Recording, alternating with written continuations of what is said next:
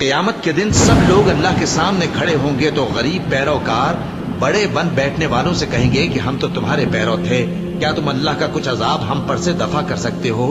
وہ کہیں گے کہ اگر اللہ ہم کو ہدایت کرتا تو ہم تم کو ہدایت کرتے۔ اب ہم گھبراہٹ ظاہر کریں یا صبر کریں ہمارے حق میں برابر ہے، کوئی جگہ رہائی کی ہمارے لیے نہیں ہے۔ جب حساب کتاب کا کام فیصل ہو چکے گا تو شیطان کہے گا جو وعدہ اللہ نے تم سے کیا تھا وہ تو سچا تھا، اور جو وعدہ میں نے تم سے کیا تھا وہ جھوٹا تھا، اور میرا تم پر کسی طرح کا زور نہیں تھا۔ ہاں، میں نے تم کو گمراہی اور باطل کی طرف بلایا تو تم نے جلدی سے اور بے دلیل میرا کہنا مان لیا۔ تو آج مجھے ملامت نہ کرو، اپنے آپ ہی کو ملامت کرو۔ نہ میں تمہاری فریاد رسی کر سکتا ہوں اور نہ تم میری فریاد رسی کر سکتے ہو۔ میں اس بات سے انکار کرتا ہوں کہ تم پہلے مجھے شریک بناتے تھے۔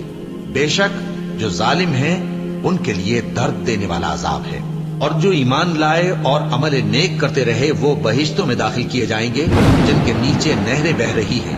اپنے پروردگار کے حکم سے وہ ہمیشہ ان میں رہیں گے، وہاں وہ ہر ملاقات پر ایک دوسرے کو سلام کہیں گے۔ کیا تم نے نہیں دیکھا کہ اللہ نے کلمہ طیبہ کی کیسی مثال بیان فرمائی ہے؟ وہ ایسی ہے جیسے پاکیزہ درخت جس کی جڑ مضبوط ہو اور شاخیں آسمان میں پھیلی ہو۔ وہ اپنے پروردگار کے حکم سے ہر موقع پر پھل لاتا ہو، اور اللہ لوگوں کے لیے مثالیں بیان فرماتا ہے تاکہ وہ نصیحت حاصل کریں۔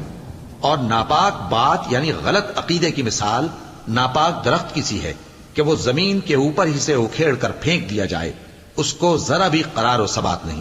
اللہ مومنوں کے دلوں کو صحیح اور پکی بات سے دنیا کی زندگی میں بھی مضبوط رکھتا ہے اور آخرت میں بھی رکھے گا، اور اللہ بے انصافوں کو گمراہ کر دیتا ہے، اور اللہ جو چاہتا ہے کرتا ہے۔